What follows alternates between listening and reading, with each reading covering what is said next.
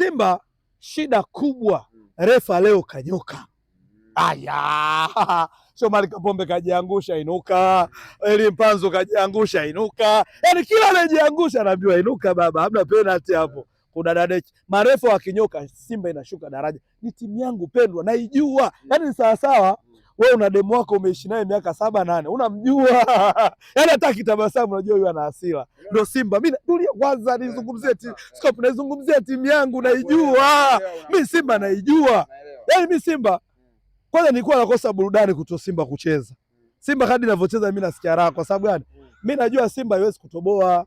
Na ndio maana bodi ya ligi waliliangalia ile swala wakaona hapa shida yote ya nini? Tuwapumzishe hawa wanaume angalau walete ladha. Kama Simba tungecheza na TRA afu tukaja kucheza na Pamba, kuna mechi moja tungefungwa. Unaona Rushine Roko kashindwa kumaliza mchezo.